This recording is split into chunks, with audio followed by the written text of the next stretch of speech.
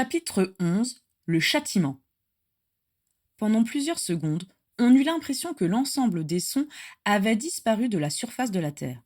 Tous ceux qui étaient présents déployaient des efforts considérables pour ne pas respirer. Eh bien, murmura Voldemort d'une voix caressante. Il n'avait pas l'air en colère. Au contraire, il semblait plutôt amusé, et même réjoui, ce qui était encore plus inquiétant. Approchez, tous les deux. Bellatrix s'avança, éperdue. Maître, je vous assure que... Tais-toi, la coupa Voldemort. Derrière Bellatrix, Régulus ne bougeait pas d'un pouce. Régulus, rejoins ta chère cousine afin que vous m'expliquiez de quoi retournait votre charmante conversation. Maître, gémit Bellatrix. Cette fois-ci, il suffit d'un regard de Voldemort pour la faire taire. Avance, mon garçon, dit Voldemort. Régulus consentit enfin à marcher vers lui, sa baguette en main. Il évalua la situation en un clin d'œil et estima qu'il n'était pas très prudent de défier Voldemort en présence de tous les mange-morts, tous plus puissants les uns que les autres. « Nous ne parlions pas de vous, si c'est ce que vous croyez, » dit Régulus avec une agressivité incontrôlable. Presque aussitôt, il sentit que Voldemort essayait de s'insérer dans son esprit, mais, grâce à sa maîtrise impeccable de l'occlumency, Régulus le repoussa sans difficulté. Je parlais de Rodolphus Lestrange, affirma-t-il. Je crois qu'il a une influence néfaste sur ma cousine, et je pense qu'il serait préférable de les tenir éloignés l'un de l'autre. Voilà pourquoi nous nous disputions si violemment. Ma cousine tenait à observer la plus stricte obéissance, sans se soucier aucunement de préserver sa santé, et je m'inquiétais de la durabilité de cette situation. On entendit Rodolphus Lestrange pousser un hoquet de fureur, sans oser protester ouvertement. « Comme c'est prévenant de ta part, Régulus, dit doucement Voldemort. Bien sûr, nous avons tous à cœur le bien-être de Bellatrix, c'est évident, car, vois-tu, ta cousine nous est précieuse tout autant qu'à toi. Oh, vraiment ? À son tour, Orion émit une exclamation étouffée. Il était ratatiné dans son siège, visiblement partagé entre l'envie d'arrêter Régulus dans son élan de fureur et celle de disparaître instantanément. Oui, vraiment ? Poursuivit Voldemort en regardant Bellatrix avec insistance. Je tiens à elle bien plus que tu ne peux l'imaginer, figure-toi. Aussi, même si je dois admettre que ton élan protecteur est très touchant, je me permets de remarquer qu'il est quelque peu déplacé, venant de quelqu'un d'aussi jeune. Ne penses-tu pas qu'il est temps d'admettre que Bellatrix est assez grande pour décider toute seule ? C'est ce que je lui ai dit, affirma Bellatrix. Les déclarations affectueuses de Voldemort semblaient lui avoir redonné un peu de vigueur. « Dans ce cas, oublions cette légère incartade, » proposa Voldemort avec désinvolture. « Asseyons-nous et... » « Non !» le coupa Régulus. Il n'avait absolument aucune idée, aucun plan en tête. Aucun argument convaincant concernant la malveillance de Voldemort ne lui venait à l'esprit. Et cette fois-ci, plusieurs mange-morts se levèrent, baguette en avant. « Comment oses-tu couper la parole au Seigneur des Ténèbres » l'invectiva Corban Yaxley. Bellatrix s'interposa aussitôt entre Régulus et les autres mange-morts. « Ne le touchez pas » dit-elle d'une voix sourde. « Maître » poursuivit-elle en se tournant vers Voldemort, « pardonnez-le, il ne sait pas ce qu'il dit. » Un craque sonore interrompit les supplications de Bellatrix. « Ah, maître Régulus » s'exclama la voix grinçante de créature qui venait de transplaner au milieu du salon. Vous voilà. La maîtresse s'inquiétait. Elle a entendu des cris, des bruits de lutte dans la chambre de Monsieur Régulus. Elle a envoyé Créature ici pour s'assurer que tout allait bien. Créature rentre à la catastrophée. Régulus voulut congédier l'elfe immédiatement, mais ses ordres restèrent bloqués dans sa gorge et son corps se figea tout entier. Il sentit la main de Bellatrix se serrer autour de son poignet et devina que c'était elle qui lui avait jeté un sort pour l'empêcher de réagir. Voldemort émit un léger sifflement et Créature finit par remarquer sa présence. « Le Seigneur des Ténèbres » balbutia Créature en se jetant sur le sol pour se prosterner. « Veuillez pardonner l'intrusion de Créature, ô maître de mon maître !»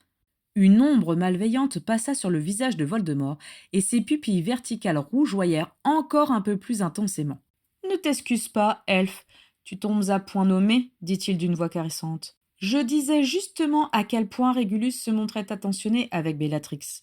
« Oh oui, affirma Créature, maître Régulus aime beaucoup sa cousine. Et d'ailleurs, l'elfe Créature aime aussi beaucoup madame Bellatrix. Elle a les mêmes yeux gris que la maîtresse, la même dignité de l'âme. » Je suis d'accord avec toi, elfe, coupa Voldemort. Je crois d'ailleurs me souvenir que tu es toi-même un serviteur fidèle et digne de confiance. Oh, bien sûr, créature ne vit que pour servir la noble famille Black, s'empressa de répondre l'elfe de maison. La noble famille Black, répéta lentement Voldemort. La plus noble de toutes, marmonna Créature pour lui-même, avant de hausser la voix pour ajouter Créature est très flattée de servir la maison des Blacks, une maison au sang toujours pur, contrairement à beaucoup d'autres. Oui, j'imagine que pour un elfe de maison, ton statut est respectable, acquiesça Voldemort sans prendre la peine de masquer son mépris. Créature ne pourrait imaginer plus grand privilège, dit la voix grinçante de l'elfe.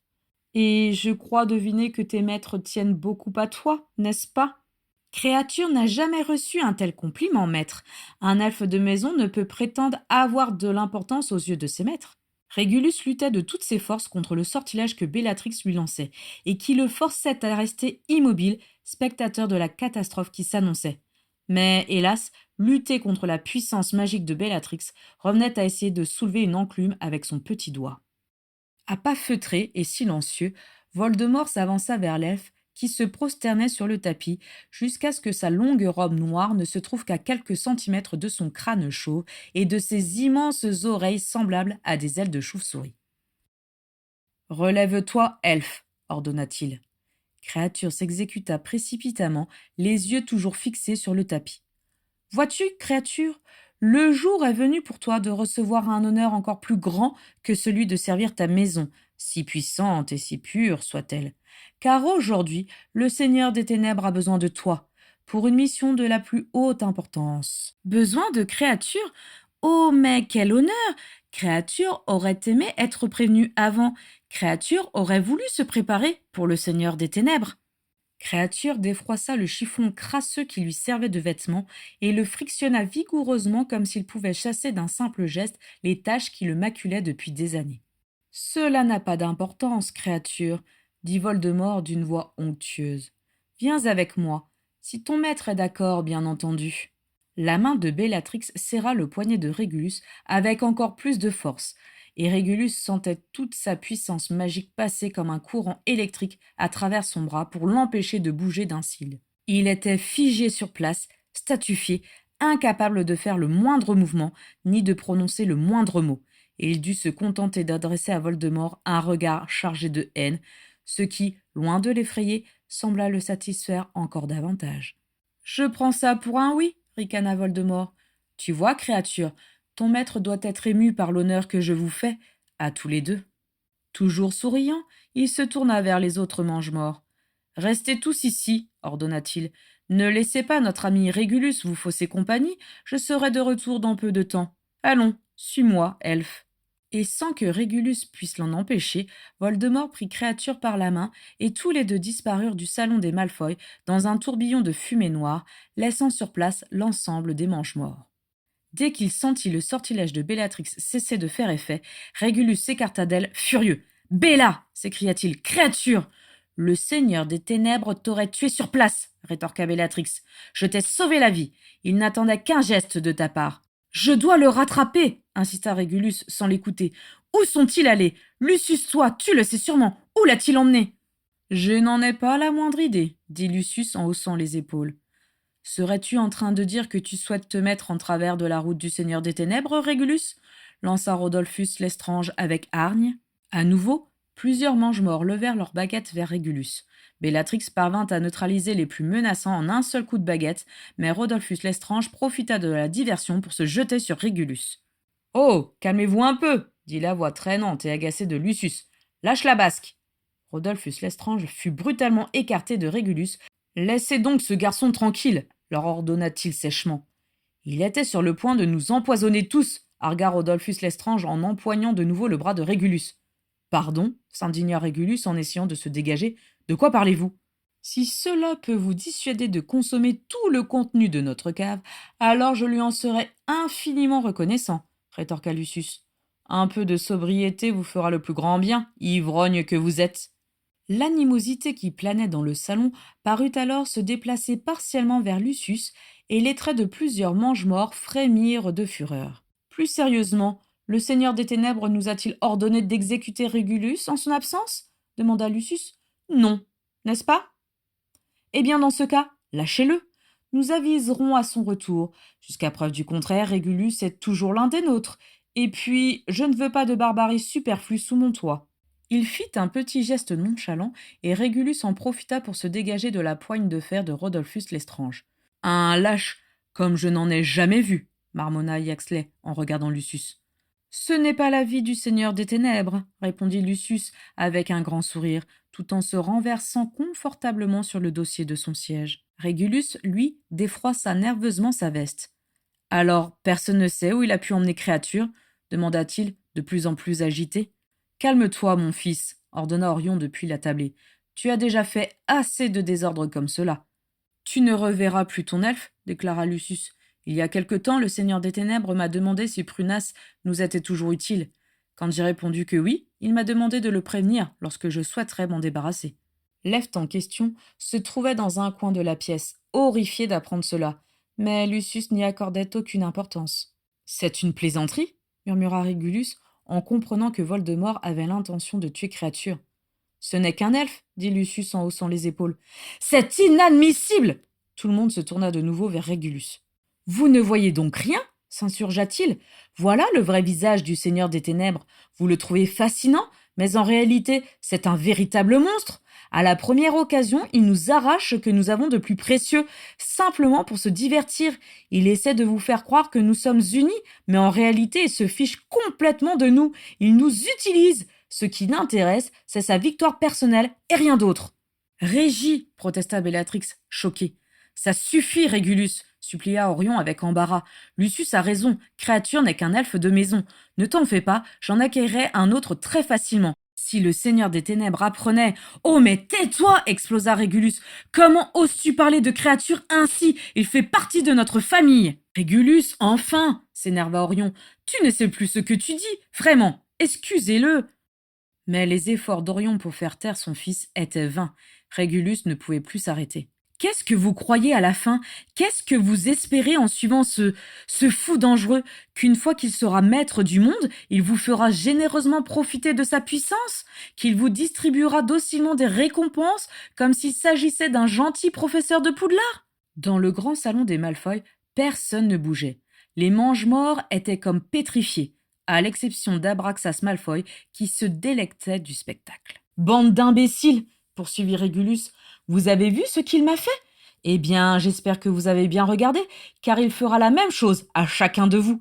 Il vous prendra tout. Il faut que nous arrêtions de le suivre, ou bien nous courrons tous à notre perte. » Personne ne lui répondit. Tout le monde était médusé. Le regard de Régulus croisa celui de Narcissa, qui semblait pétrifiée, puis de Bellatrix, qui secouait faiblement la tête. « Ne me dis pas que tu veux rester avec eux, lui dit Régulus. Bella, tu mérites tellement mieux que ça. Tu ne vois pas qu'il te détruit à petit feu? Allez, Bella, viens avec moi, s'il te plaît. Assez! Cria Rodolphus Lestrange. Stupéfixe! D'un geste, Régulus arrêta le sortilège en plein vol. D'autres mange-morts se levèrent, mais ils ne furent pas assez rapides. La baguette de Régulus fendit l'air, et la grande table des Malfoy se renversa, entraînant la plupart des mange-morts dans sa chute. L'effet de surprise donna à Régulus le temps de se précipiter pour attraper son père par le bras. Puis, les mange-morts se relevèrent et pointèrent de nouveau leurs baguettes sur lui, à l'exception de Lucius, qui entraînait Narcissa hors de la pièce. « Arrêtez !» cria Bellatrix. « Bella, viens !» supplia Régulus. Tout en reculant vers la cheminée, Régulus arrêta plusieurs sortilèges, mais il fut rapidement submergé. Un sortilège lancé par Dolohov l'atteignit à l'épaule, un autre le fit tomber à terre, un dernier lui arracha sa baguette qui vola derrière lui. « Ah !» triompha Yaxley. « Laissez-le-moi !» réclama Rodolphus Lestrange. « Andolo !» Régulus n'entendit pas la fin de la formule. Dans un bruit assourdissant, un faisceau de lumière jaillit non loin de lui et prit la forme d'un grand mur de verre qui coupait le salon des Malfoy en deux et les séparait, avec Bellatrix et son père, des autres mange-morts. Un peu étourdi, Régulus mit quelques instants à comprendre que c'était Bellatrix qui avait fait cela. Elle se tenait du même côté que lui et regardait avec hébétude l'épais mur de verre qu'elle venait de faire apparaître. « Régulus !» le houspilla Orion. « J'ai ramassé ta baguette. Vite, partons !» Il était déjà dans l'âtre de la cheminée et y avait répandu un sac entier de poudre de cheminette. Des flammes vertes bondissaient autour de lui, attendant qu'il prononce sa destination. « Bella !» appela Régulus en se relevant péniblement. « Viens, on s'en va !» Bellatrix se retourna lentement vers lui. Derrière elle, à travers la paroi de verre, on pouvait voir les mange-morts gesticuler, mais aucun son ne parvenait jusqu'à eux. « Va-t'en !» ordonna Bellatrix. « Tout de suite !»« Passe en toi !» insista Régulus en marchant vers elle. « Ne t'approche pas !» siffla soudain Bellatrix en levant sa baguette. Régulus s'arrêta net. Un puissant sortilège lancé par un mange-mort ébranla le mur de verre qui les protégeait tous les trois et éclaira leurs visages d'une lumière vive. « Viens avec nous !» supplia Régulus. « Bella, je t'en prie, rentrons à la maison. » Mais Bellatrix resta immobile. Ses yeux étaient remplis de larmes et sa lèvre inférieure tremblait. « Tu n'es qu'un traître, dit-elle d'une voix étranglée. Comment oses-tu parler ainsi du Seigneur des Ténèbres? Va-t'en, avant que je ne te tue moi-même. »« Régulus !» cria Orion depuis la cheminée. « Dépêche-toi, les flammes vont s'éteindre. » Sa voix semblait étrangement lointaine. Derrière Bellatrix, le sortilège de protection se fissurait déjà. « Va-t'en !» répéta-t-elle. « Vite !» Régulus attendit encore quelques secondes avant de capituler, et fit quelques pas en arrière sans parvenir à détacher son regard de Bellatrix. Puis il finit par se détourner et marcha résolument vers l'immense cheminée de marbre. Orion cria leur adresse au moment où le mur de verre volait en éclats, et tous les deux disparurent dans une grande explosion verte. « Oh, Régie !» murmura Bellatrix au milieu du vacarme, mais personne ne l'entendit.